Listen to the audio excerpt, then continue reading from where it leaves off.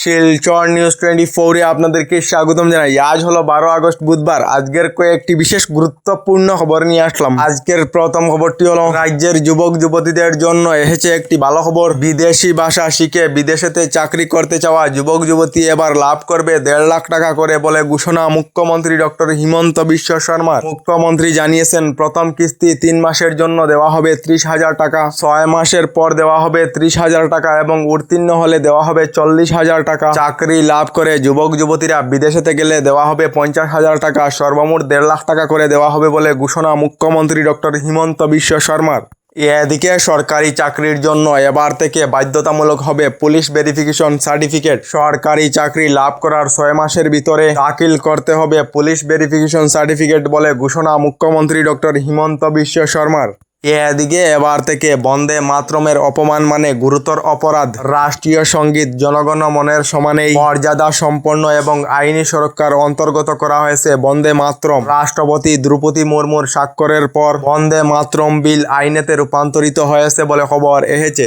এদিকে উজান অসমেতে জালিয়াতি করে 15,000 টাকা করে লাভ করা বন্যার্তদের বিরুদ্ধে এজাহার দাখিল করা হয়েছে। 48 ঘন্টার ভিতরে ভুয়া বন্যার্তদেরকে গ্রেফতারের দাবি। বন্যার্তদের বিরুদ্ধে এজাহার দাখিল করেছেন অনুসূচিত জাতি ছাত্র সংস্থা এবং আহোম সেনা এবং উজান অসমের অলুয়া মুসলিম পরিষদের বলে খবর এসেছে।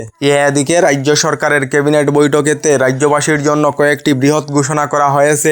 এবার থেকে রাজ্যের প্রতিটি গ্রামেতে নির্মাণ করা হবে সরকারি জিম ওয়েলনেস সেন্টার। সরকারি জিম ওয়েলনেস সেন্টারের জন্য পঞ্চায়েতদেরকে দায়িত্ব দেওয়া হবে বলে ঘোষণা মুখ্যমন্ত্রী ডক্টর হিমন্ত বিশ্ব শর্মার। এদিকে গুয়াহাটির জাগিরোডের হিন্দুস্তান পেপার মিলের মাটিতে নির্মাণ করা হবে পঞ্চতারকা বিশাল হোটেল। টাটায় নির্মাণ করবে এই বিলাসী হোটেল বলে ঘোষণা মুখ্যমন্ত্রী ডক্টর হিমন্ত বিশ্ব শর্মার। তার সঙ্গে স্যাটেলাইট সিটি নির্মাণের জন্য বিমানবন্দরের পথে ভূমি অধিগ্রহণের জন্য ক্যাবিনেট বৈঠকে রাজ্য সরকার থেকে 2,100 কোটি টাকার অনুমোদন জানানো হয়েছে। এদিকে ক্যাবিনেট বৈঠকে আধার কার্ড নিয়ে মুখ্যমন্ত্রী ডক্টর হিমন্ত বিশ্ব শর্মার বৃহৎ সিদ্ধান্ত। এই সিদ্ধান্ত অনুযায়ী আধার কার্ড সংগ্রহ করার সময়সীমা 31 মার্চ পর্যন্ত বৃদ্ধি করা হয়েছে। শুধুমাত্র রাজ্যের মরান মটক জনগোষ্ঠী আগামী 31 মার্চ পর্যন্ত আধার কার্ড বানাতে পারবেন বলে ঘোষণা মুখ্যমন্ত্রী ডক্টর হিমন্ত বিশ্ব শর্মা। এদিকে 7.4 প্রাবল্যের ভয়াবহ ভূমিকম্পে কলম্বিয়ায় 47 জনের মৃত্যু হয়েছে এবং 500-র অধিক লোকেরা নিখোঁজ রয়েছেন বলে খবর এসেছে। এদিকে উজান অসমের প্রলয়কারী বন্যায় মৃত্যু হওয়া লোকেদের সংখ্যা 100 জনেতে গিয়ে পৌঁছেছে। মৃত্যু হওয়া লোকের পরিবারেরা সরকারি সাহায্য 4 লাখ টাকা এবং মুখ্যমন্ত্রীর পুঁজি থেকে অতিরিক্ত 5 লাখ টাকা মোট 9 লাখ টাকা করে লাভ করবেন বলে জানিয়েছেন মুখ্যমন্ত্রী ডক্টর হিমন্ত বিশ্ব শর্মা। এদিকে অসম সরকারের অরুণোদয় প্রকল্পের হিতাধিকারী সকলদের জন্য এসেছে একটি ভালো খবর।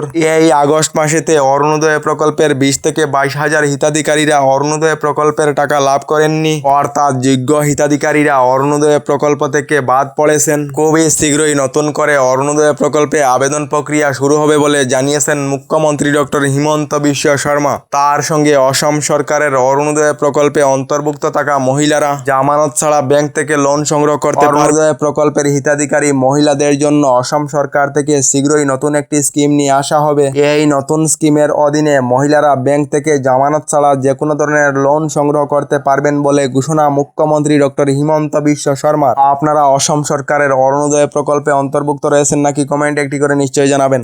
এদিকে রেশন কার্ড থাকা রাজ্যের লাখ লাখ পরিবারদের জন্য এসেছে একটি ভালো খবর। গতকাল 10 আগস্ট থেকে রেশন কার্ডেতে ভর্তুকিযুক্ত ডাল ও চিনি বিতরণ করা আরম্ভ হয়েছে এবং আগামী মাস থেকে রেশন কার্ডের বিনামূল্যের চালের সঙ্গে নিয়মিতভাবে ভর্তুকিযুক্ত রেহাই মূল্যের ডাল চিনি প্রদান করা হবে। আবার এই বৃহৎ ঘোষণা করেছেন বিভাগীয় মন্ত্রী কৌশিক রায়। আমাদের ডেইলি খবরগুলি ভালো লাগলে আমাদের ভিডিওতে লাইক দিয়ে চ্যানেলটিকে সাবস্ক্রাইব করে নেবেন।